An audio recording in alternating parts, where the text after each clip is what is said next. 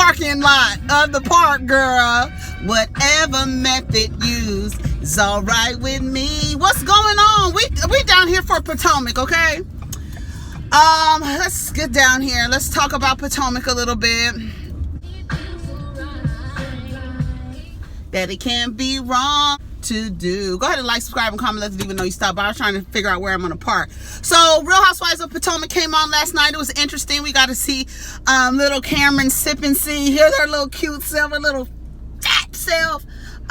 She's so little. She is so little, that little baby.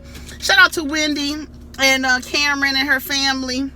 I hope everybody is doing okay. Hope everybody had a good weekend. We made a video. We talked about, who did we talk about? Cardi B and them. Cardi B and Tamar and them. Like I said last night regarding Cardi B, honey, what's going to happen is, because they live their life so much on Instagram or the internet or whatever, what's going to happen is eventually people are going to start losing interest and Offset and Cardi B's antics. And because they live their life so much in front of the camera, when the energy of attention starts to fade away from them, they are going to become more obscene with their antics on the internet so that they can maintain attention to them. But eventually people are going to get tired of, you know, just being a witness to the ups and downs of their relationship. She'll get tired. When she gets tired of it, it's whatever. I mean, maybe he'll have to have a baby on her, or she'll get a STI or something for her to realize that it's not worth it. So last night we saw Real Housewives of Potomac, and it was really good. Wendy, we start off with Wendy and her sons. They're getting everything together. They are planning a sip and see for Cameron, and Wendy's goal is to have women there who she would like for her daughter to embody the characteristics of these women. So she did not invite Monique. Did y'all catch that shade? I don't know if, I'm sure that's not correlated at all because she doesn't know Monique enough, but I'm sure she doesn't want her daughter in Barnes fighting. Okay, just a wild guess. So they're gonna invite 40 to 50 people. He talked about his family and them not really knowing their children or anything like that.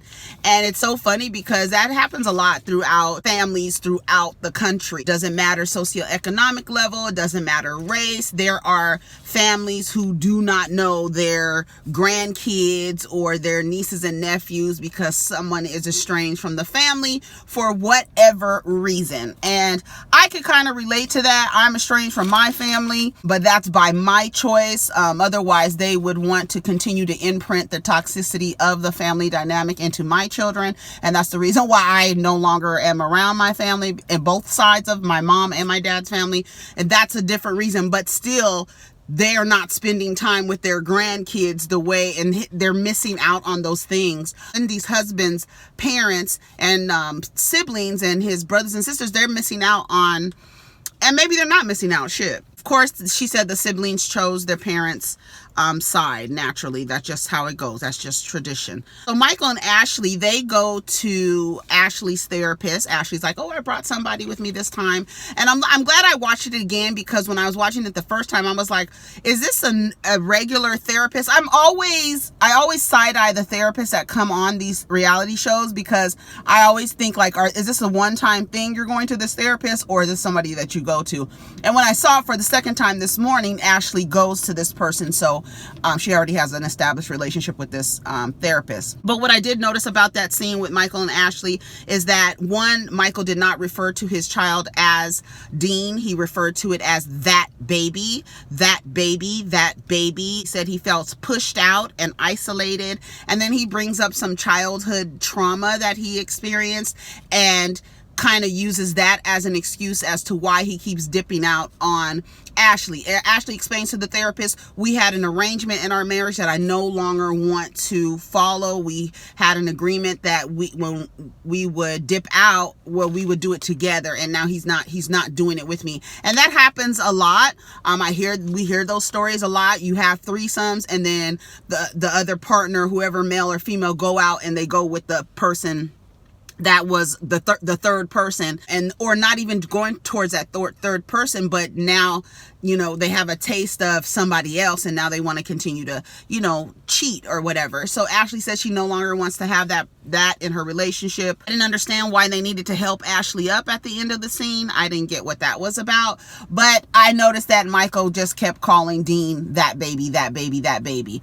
Gone back, and I'm on season 3 of Potomac. I've been watching all of the seasons because I was like, I need to see like what's going on, the dynamic of these friendships, and I need to see if there's patterns of behavior and this and that. I don't know how Ashley is just figuring out now. I feel like Michael's reasoning for cheating on Ashley, saying that it has something to do with his father showing him affection and then like taking the affection away. Could that be correlated to, oh, now you're giving me affection, now you have that baby, and now you're taking your love away from me, or your attention away from me, or the sex, or whatever. He does see the baby as a distraction, right? And he was like, but it's for the baby, right? It's because of the baby, right? It's changed. You've changed because of the baby, right? That baby.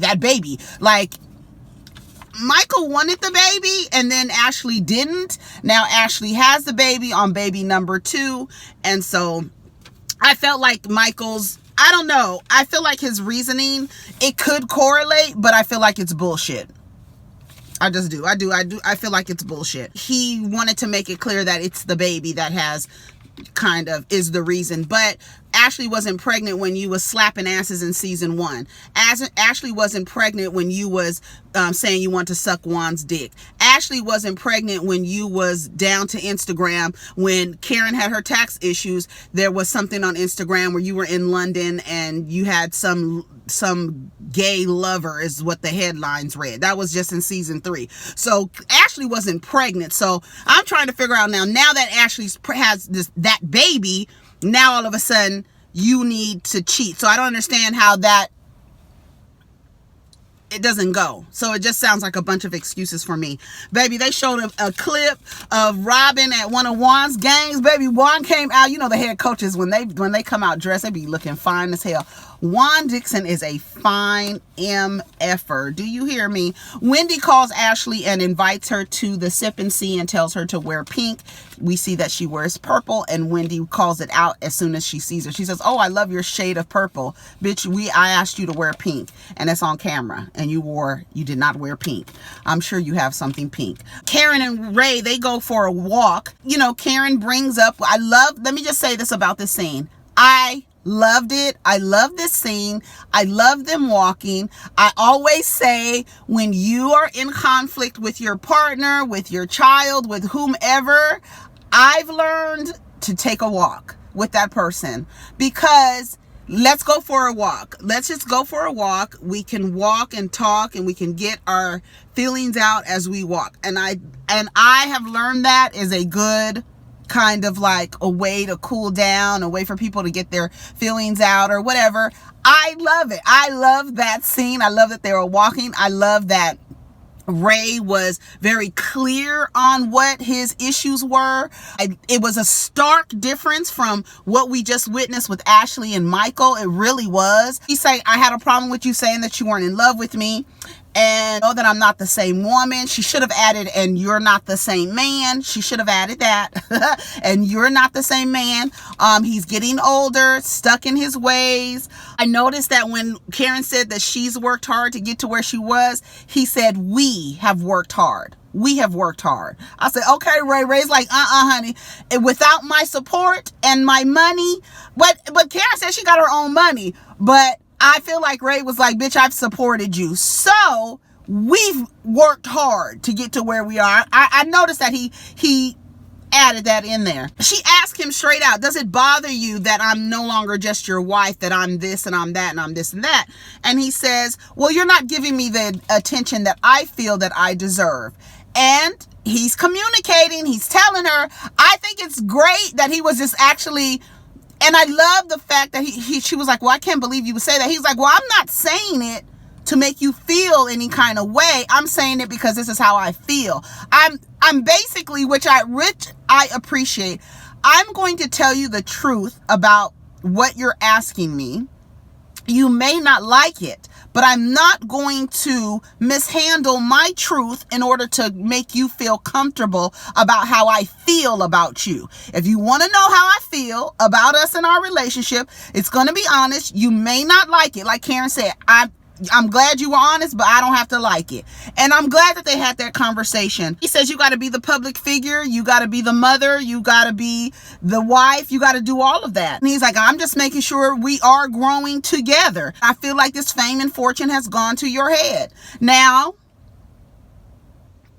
has fame and fortune gone to Karen's head? I don't follow Karen on social media. I don't know. But I feel like she could have been a candidate for the Nene Leak syndrome. And the Nene Leak syndrome is once you get a little taste and get a little alteration to your nose, you've changed into a different person and you no longer become this likable, fun character that we met when we first met you. I felt like Karen and Giselle were on that path of trying to figure out who was the queen of the group, right? Nene Leak syndrome.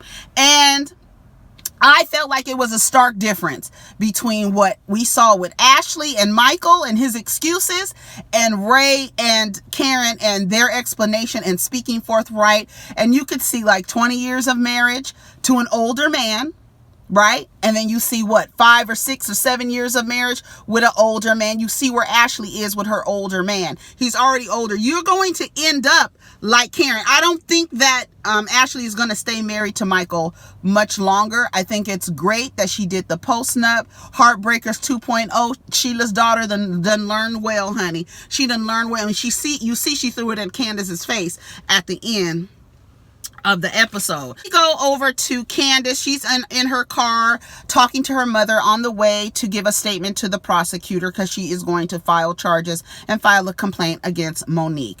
She says that it cannot be no consequences for your behavior for attacking me.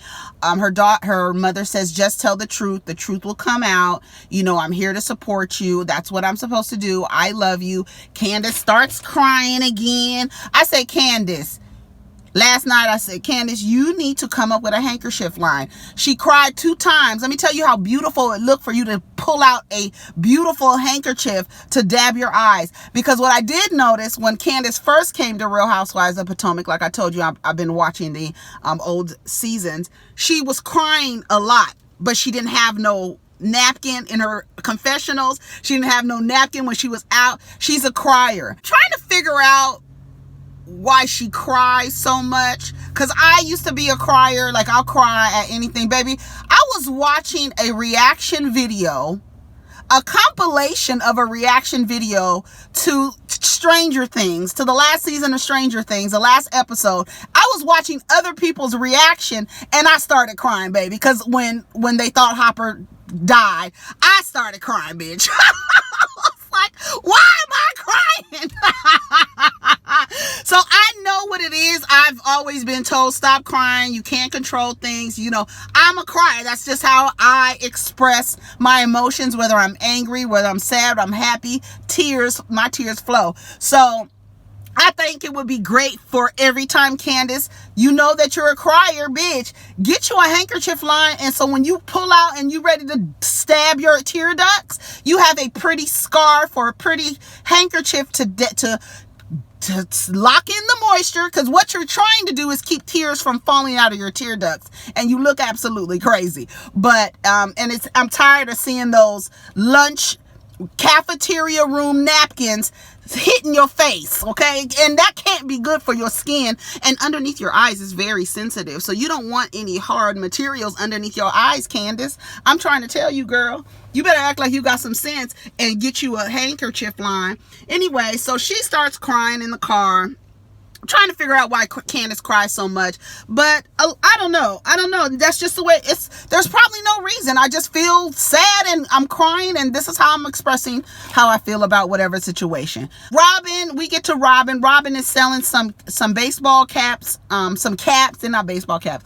Her company is called Embellish. She said she made $10,000 last month. It was so cute watching her sons help her get everything together. She basically says, with this tax situation, I have other things to worry about. Ain't gonna be no house, ain't gonna be no marriage. So she doesn't know that Juan is going to propose. And this goes out with her friend Cliff.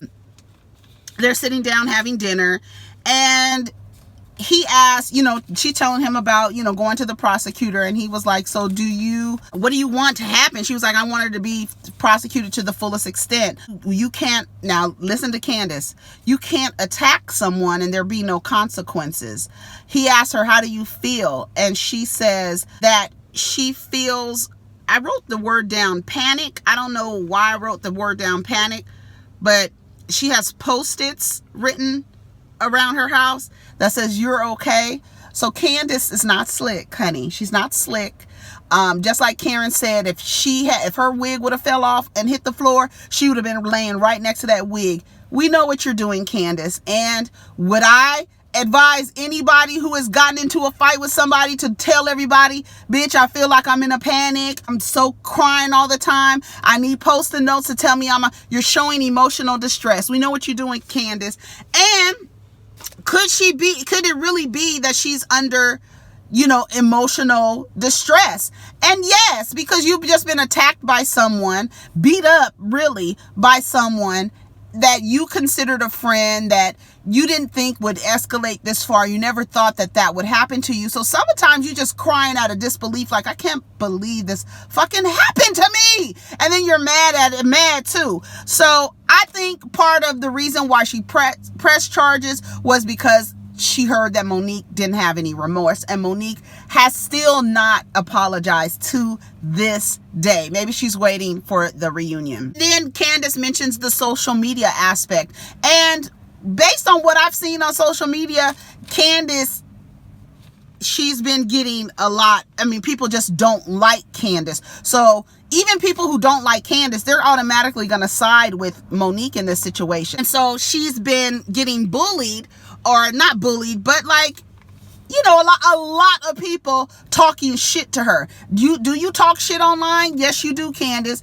Do you need to be prepared? Do you have an understanding that each of you have fans and supporters, and those fans and supporters, when something is happening to you or against you, or somebody is against you, that they are going to rally for you or against you? So you have to have that much awareness. Now, maybe it's shocking at how many people are coming towards you, but you have to have an awareness that not only are Monique supporters and fans coming towards you, but people who support you and are and not even support you, feel like what Monique did was wrong, are coming at Monique's fans. So it's like an equal, like I said, there's a lot of people that's for what Monique did or don't have a problem with what Monique did, and a lot of people who do have a problem with what Monique did. And I think a lot of people, no matter if it was Candiace or Monique in the situation, will still feel like the person playing Monique's role would still be wrong. It doesn't matter who was there.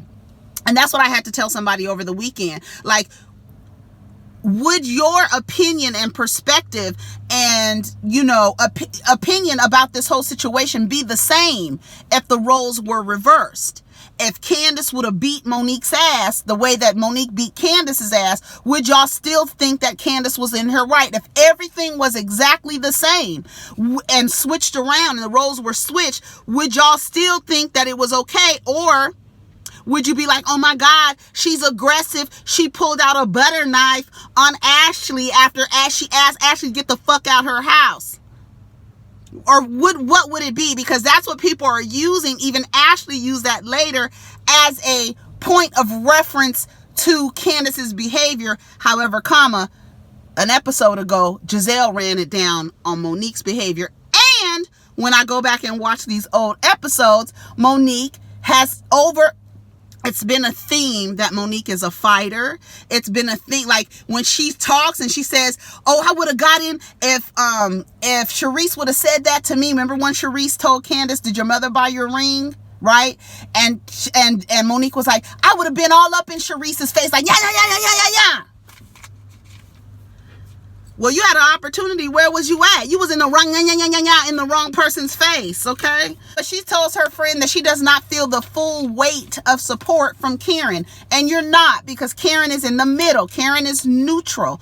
Now, to me, I don't feel like Karen is neutral. I think Karen was clear on what she thinks was wrong and who was wrong. She told Monique to her face, you fucked up. She told Candiace, if I was you, If I were in your position and that happened to me, I would sue. Did she tell Candiace, sue Monique? No, she said, girl, if I was in your situation and it happened to me, I would sue. And on the after show, Karen has said the same thing. So that's just what it is. I don't feel like Karen has shown that she's on Monique's side.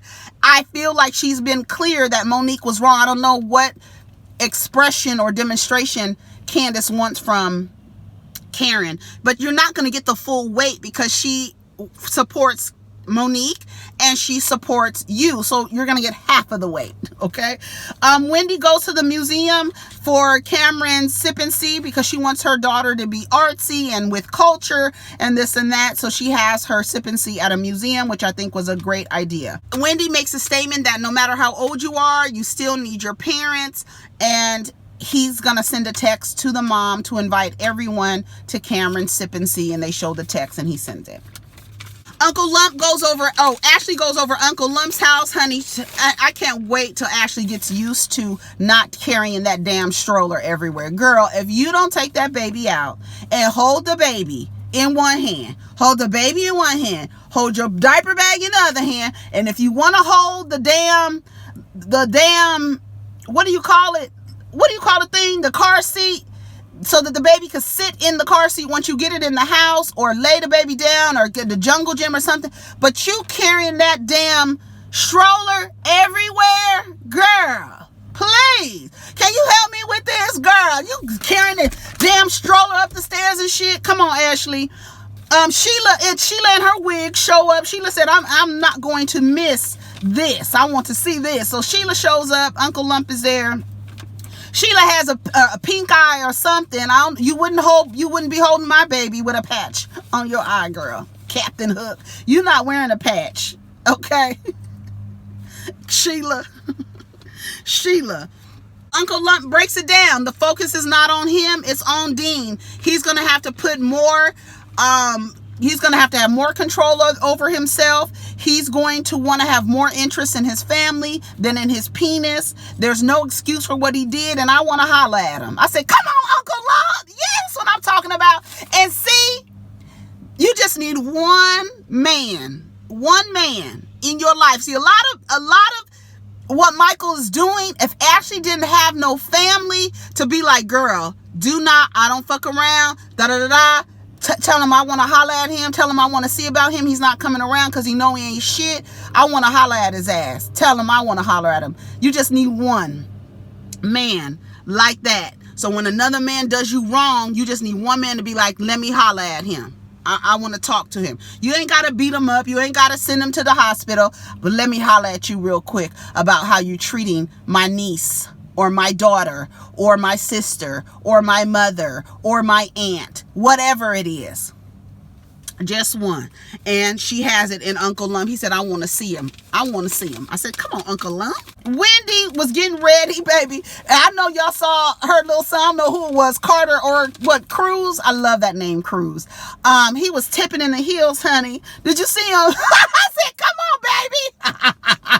It was so cute. I love Wendy's storyline. I am here for it. I love it. Robin arrives early. There's nobody there. She arrives at 6. It doesn't start till 8. Wendy gets there at 7. She was like, girl, I'm Nigerian. I don't know what you thought, when you thought I was going to arrive. I don't know. But it's funny because Robin is known for being late. And this season, she has really been trying to she got to Monique's house early. She's been trying to adjust her pattern of behavior. She's been trying to make changes. And we see, shout out to Robin for, identifying that there's a problem and taking steps to make the changes so that she doesn't do it again. But it was funny because she was sitting there, it was literally nobody there and just 2 people on their phone, and she was looking like, girl, I'm early for once. I ain't never coming early again. Y'all done messed it up for Robin. Wendy gets a Google alert that says Monique has been charged with 2nd-degree assault. Her husband was like, damn, what happened? Like, okay. She was like, do you think she could go to jail for that? And he was like, well, I think he said it depends on like if she had bodily harm. Anyways, so they sit down at the dinner. They get to the dinner. All the women have on pink except for Ashley. They sit down. Giselle, Robin, and Karen sit down first. And Giselle brings up the second degree. Of course, Giselle brings it up every single time we're sitting at that table. And I said it at the barn. I said, Giselle looks giddy. And here's Giselle laughing at it. I said, Giselle is like, girl, we didn't want her to go to jail, but bitch, this is a trip. And she even caught herself because she was laughing. She's like, I know I shouldn't be laughing. Yeah, it's not funny, girl. It's not. But you're amused and you have a good little feeling going on in there, don't you, Giselle? Karen gets up and leaves. She was like, don't do this. So she gets up and walks away. And then Robin goes, I really don't want her to go to jail, but let this be a lesson that you need to keep your hands to yourself. And that's just what it is. Okay, so then Ashley, she comes in her shade of purple, and that Wendy calls it out right then and there. And and Wendy introduces her mother, Mama Sue, who is a Iyom, which is a high standing, some hierarchy in the community. And she basically explains that I'm well educated and my children are successful as well. And Wendy says in the Nigerian community and a lot of immigrant families, the child's success determines the parent's success, right? How successful your children are, I always say they're an extension of you. They are your branches. You want your branches to bear fruit, period. And that's just the idea that a parent sees their child. They want their child to bear fruit just like them. And that's just what it is. That's always been the way that I look at it. When I look at families, I do look at it as a tree, and I look at your family and your extensions and the leaves that come from the branches that you've built. And when that tree comes out, they're your branches. Your children are your branches. What does your tree look like as a parent?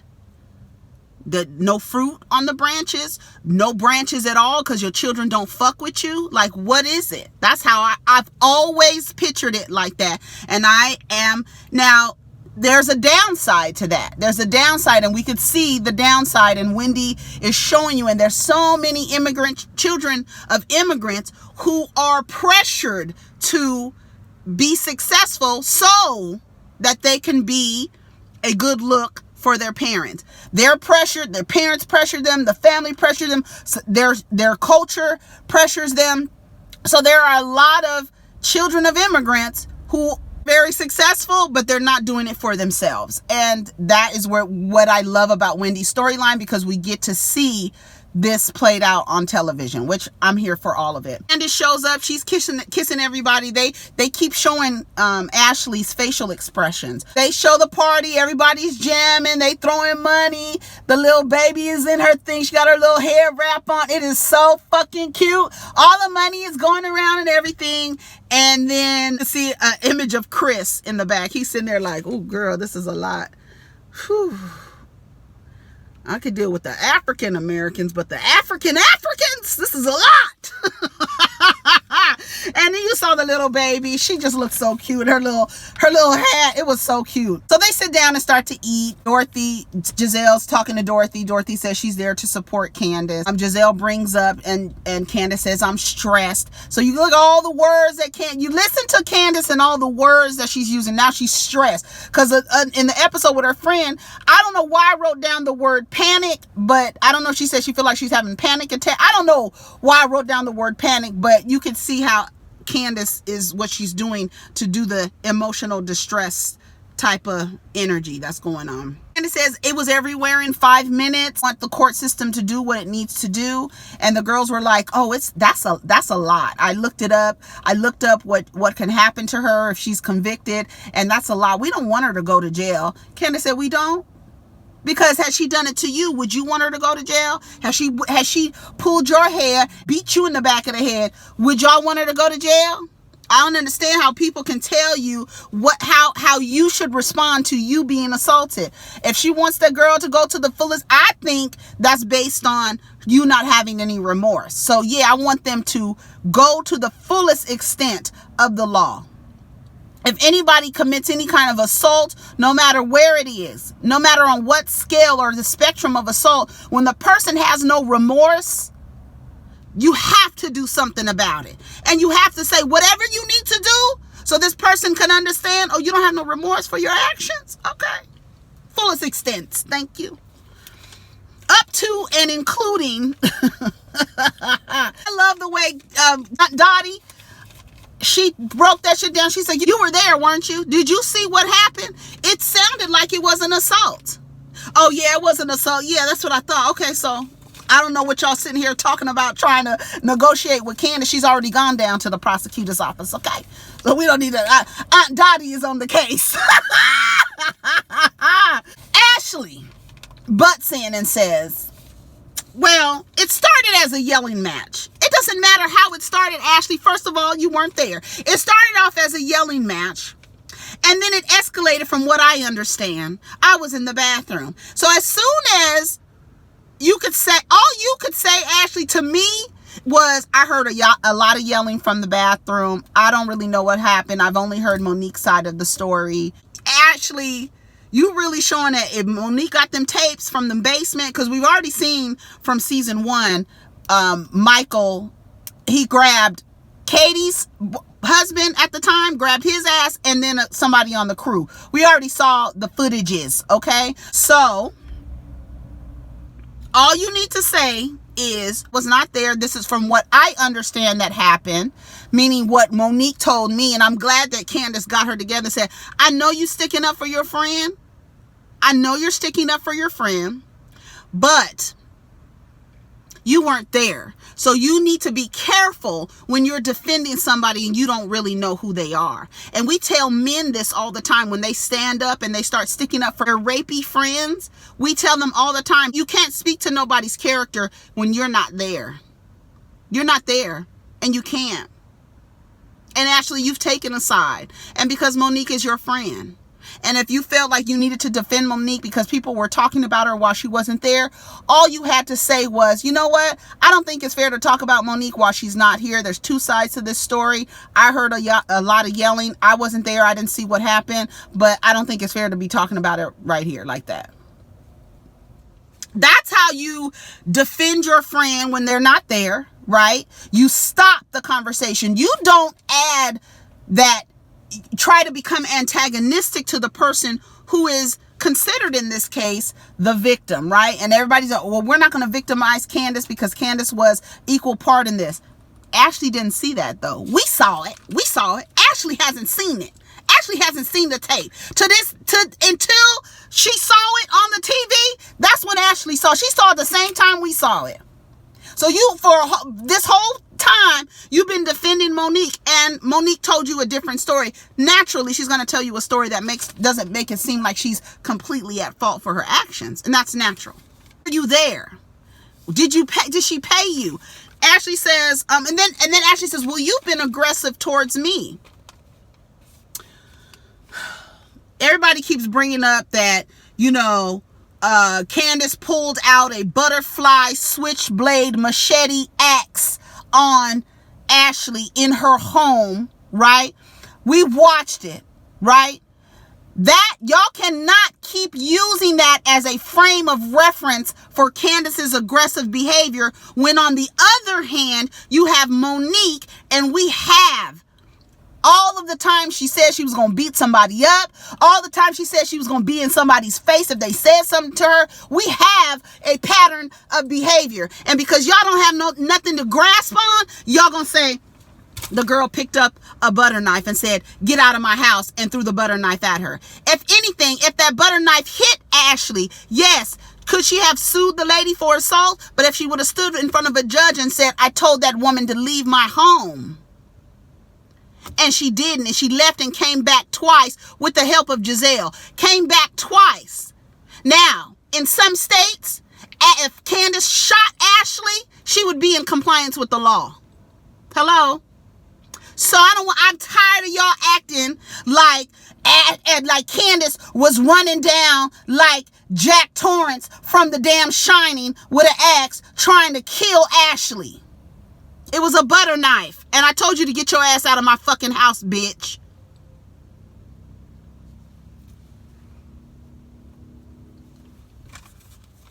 I don't appreciate it. I don't appreciate that because it was a butter knife. Whether or not, if she would have hit, the most that she would have got at a butter knife being is a bruise from the metal hitting her white skin. That's it.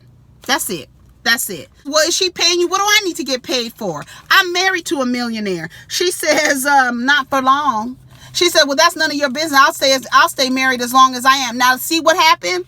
We were talking about Monique and Candiace. Now you've injected yourself, decided to defend your friend, and now you're in conflict with Candiace because you're defending Monique over something that you didn't even see. And I love that Candiace said, girl, I understand what you're trying to do, but don't defend people about actions they did when you weren't there, because you don't know what happened. I love that Dottie wasn't saying anything and Dot wasn't saying anything. Chris was like, be quiet. Because what I have noticed and watching the old episodes is that Candiace is constantly dismissed, demeaned, called a little girl, and the lack of respect that Candiace gets from these women because she is I'll just call her a trust fund baby. She's the Tinsley Mortimer, probably not on the scale financially, but she still comes from wealth. She's first generation into her wealth. Her mother has made the money. Candiace doesn't have to want for anything. Her mother is there. She does not have to go marry an old man. She does not have to marry a cheating pastor, right? I feel like a lot of the disrespect that Candiace gets is because she's taken care of and her mother doesn't respect her. That was a sign for me to go. Because, anyways, let me just cut it off there. What's his name's family was a no-show. Robin asked Karen, does your opinion change about anyone? And she's like, it does change. And Candiace, started to smile. But you see, that doesn't get resolved until later. And that's basically it. I'm tired of talking about it. I'm done. Because it doesn't make, everybody keeps coming up with a rationale as to, Candiace has been, that's the part that gets me. Candiace has been aggressive. Candiace has not been aggressive. Yes, can people be aggressive with their words? Absolutely. You can be aggressive with your words. And because of, I believe, her childhood issues with her mother, her stature, that Candiace feels like she has to have a reckless mouth. I can't beat you up, so I'm going to be able to beat you up with my words. That's why I truly feel, and I feel like a lot of those women, I'm like I told you, I'm watching old episodes, and a lot of those women don't respect Candiace just because her mother takes care of her. So they would rather a man, I guess it would be more admirable to them if a man was taking care of her. Because like Giselle has been telling Monique, all those other, you wouldn't be nowhere if it wasn't for your husband's finances. She can't, now you're gonna say you wouldn't be nowhere if it wasn't for your mother's finances. That's my mother. What are you talking about? I can't help that my mom got money. Anyways, I'm done talking. I feel like it's Portia and Kenya, and I feel like it's just like you're not going to change people's minds. A lot of people have their minds made up just based on who Candiace is, not even based on what they see, and that's just what it is. And I feel like if it was the other way around, we wouldn't have the same. If Candiace beat Monique's ass, y'all wouldn't be like, well, she shouldn't have got in Candiace's face. She shouldn't have got in Candiace's face. Girl, she had a table between her. Anyway, I'm out of here.